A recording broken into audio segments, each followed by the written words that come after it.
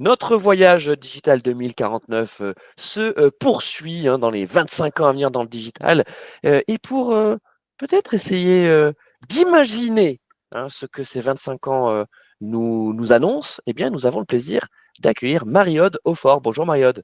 Bonjour. Mariode, alors avec toi, j'imagine qu'on va parler IA puisque tu vas nous raconter qui tu es. Alors, je peux déjà donner, tu vois, quelques éléments. C'est que aujourd'hui, tu es la fondatrice et la CEO de DataRvest. Pas Mariode. Oui, exactement. Je suis docteur en informatique et en fait, avant de fonder DataRvest, j'ai fait une grande partie de ma carrière dans l'enseignement supérieur et la recherche. Donc, je suis restée pas mal d'années dans les laboratoires de recherche et j'ai géré des projets internationaux, des projets européens, encadré des équipes importantes. Et puis, je me suis lancée après dans l'entrepreneuriat et j'ai fait énormément de formations aussi en formation continue adulte, notamment sur les big data, qui à l'époque où on a démarré en 2014, c'était vraiment on a démarré la formation, c'était vraiment le début de l'explosion et puis de la prise en considération de la part des entreprises de ce patrimoine justement des données. Alors effectivement, on va essentiellement parler d'intelligence artificielle, parce que c'est quand même le sujet majeur qui nous préoccupe au niveau du digital. Et alors on peut dire que l'intelligence artificielle, c'est une technologie à usage général, donc qui va se diffuser progressivement dans tous les pans de notre économie, alors peut-être un petit peu plus vite qu'on ne l'avait prévu. Et ce qui fait, au-delà des progrès technologiques, ce qui fait que c'est accepté et utilisé à l'heure actuelle, c'est la simplicité et notamment l'interface utilisateur relativement simple. Et donc, ça donne un accès sans avoir besoin de programmer avec l'IA générative à énormément de connaissances et énormément de savoir. Donc, c'est un vrai progrès. Alors, il y a pas Donc mal toi, de... Mariode, alors juste pour compléter, ce que effectivement sur ton parcours et le regard que tu nous apportes, toi, enfin, si je devais, tu vois, un petit peu catégoriser, c'est ce que je dis, c'est que bon, nous, on est effectivement côté marketing, communication, on n'est pas des ingénieurs, on n'est pas des développeurs, on n'a pas, on va dire, le background scientifique que tu as toi, Mariode. Donc, toi, nos regards sont forcément différents parce que nous, on va avoir un regard qui est d'abord porté sur les usages, parce que forcément, bah, le marketing porte sur les usages. Toi, il est peut-être plus global, parce qu'en fait, tu embrasses aussi la technologie pour ce qu'elle est aujourd'hui et ce qu'elle va devenir. On parlait d'algorithmes, justement, Mariode. Avant de savoir à quoi l'IA va servir et comment on va s'en servir, c'est aussi de quoi elle est faite et comment elle est faite, Mariode. Oui, alors ça effectivement, c'est important. C'est important de distinguer l'intelligence artificielle qu'on a connue avant l'IA générative, pour laquelle il y a énormément d'applications intéressantes pour le bien de la société. On pourra en reparler.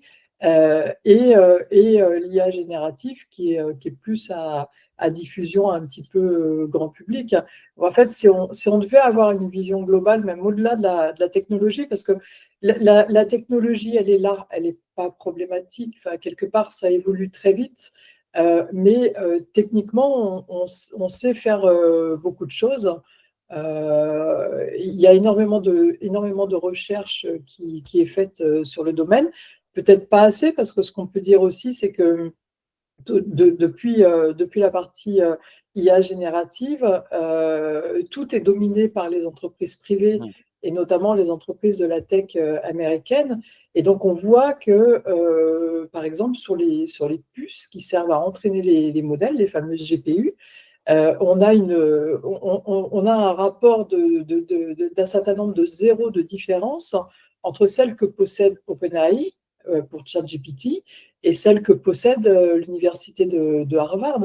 Et sachant que quand même les États-Unis, ils dépensent à peu près 7% du PIB en recherche, nous on est à 2%.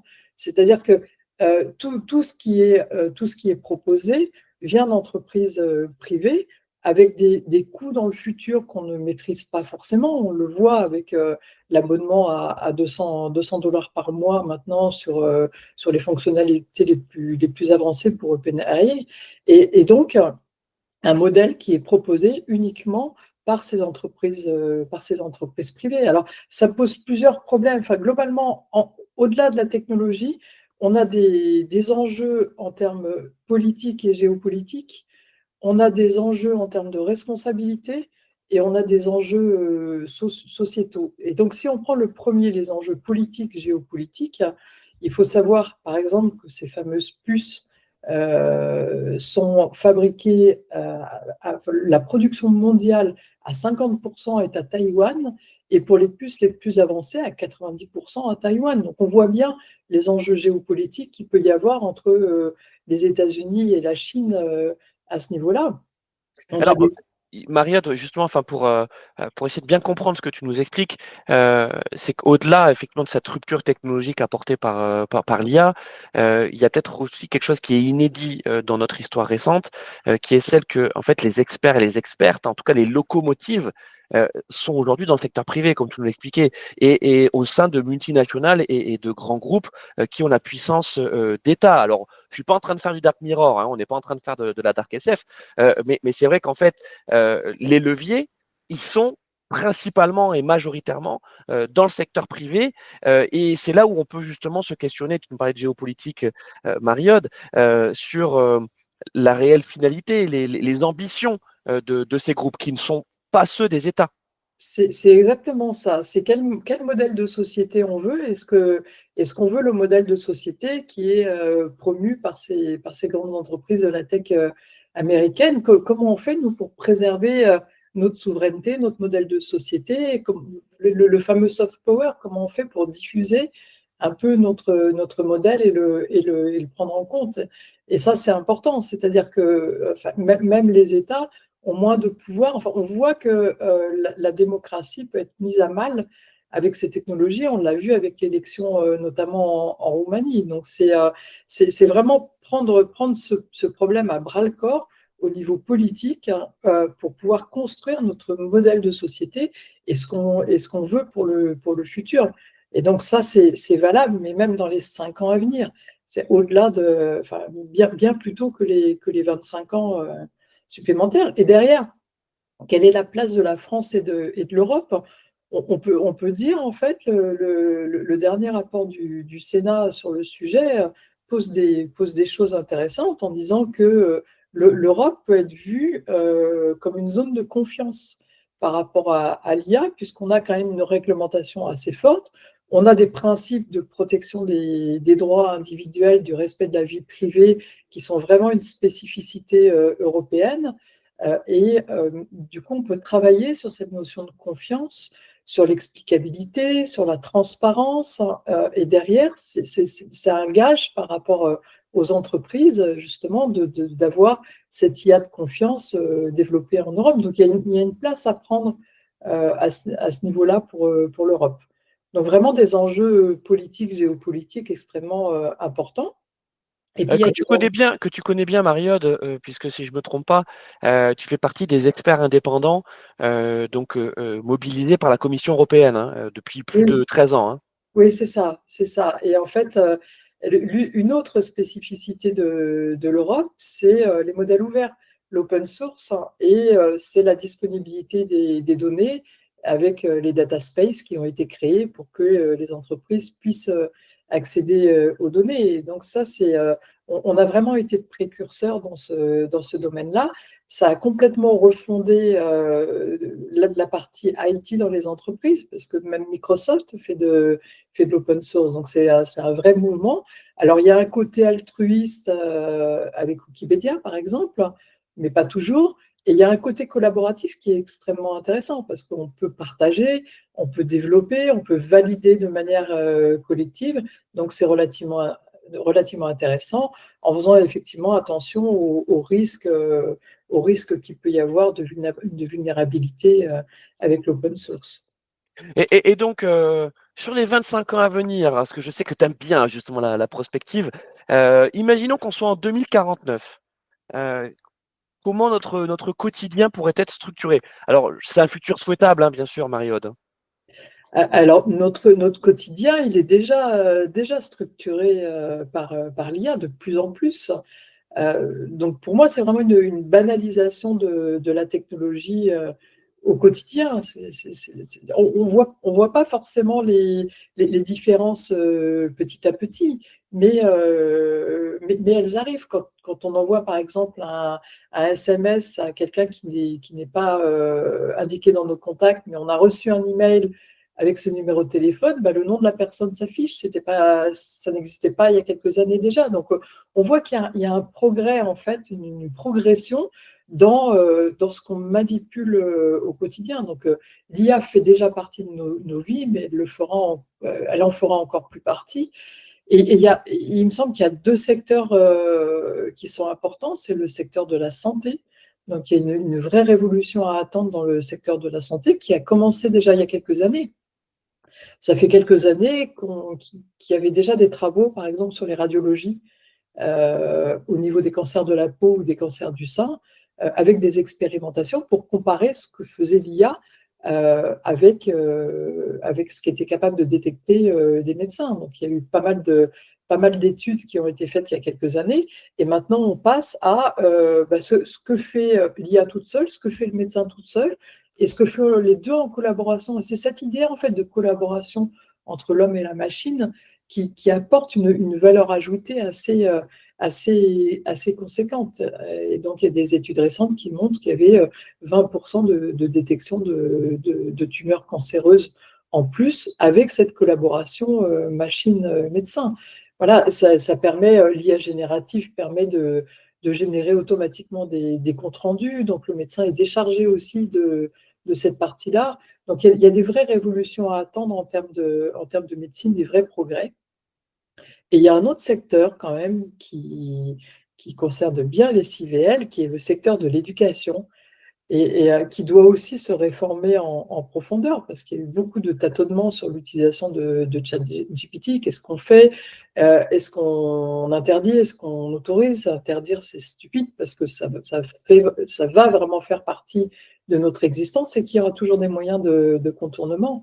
Mais il faut apprendre dès le plus jeune âge à être capable de distinguer le vrai du faux. Donc, quelle est la méthode pour distinguer une fake news de quelque chose de vrai? On va prendre plusieurs sources de données, on va vérifier les sources de données, on va comparer, on va peut-être travailler collectivement, avoir l'avis des autres, donc travailler de manière différente, de manière moins individuelle, prendre en compte toutes ces bases de connaissances. Par exemple, moi, j'ai longtemps géré une formation continue sur les big data, une formation de 20 jours pour Centrale Supélec Exen. Et je demandais à chaque fois un mémoire avec une implémentation informatique.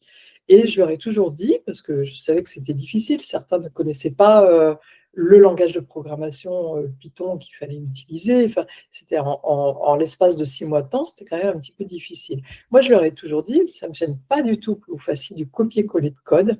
La seule chose, c'est que vous soyez capable de m'expliquer.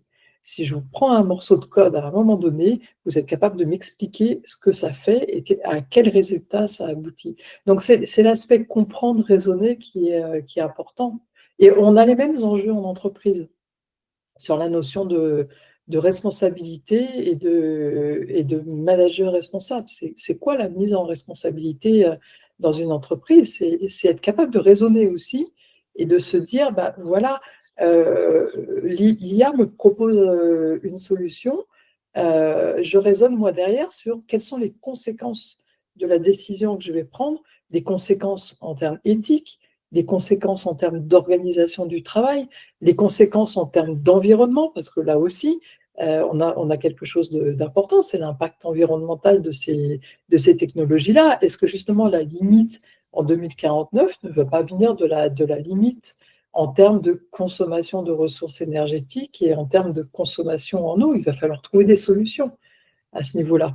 Donc, un leader responsable, c'est quelqu'un qui réfléchit à tous ces aspects-là.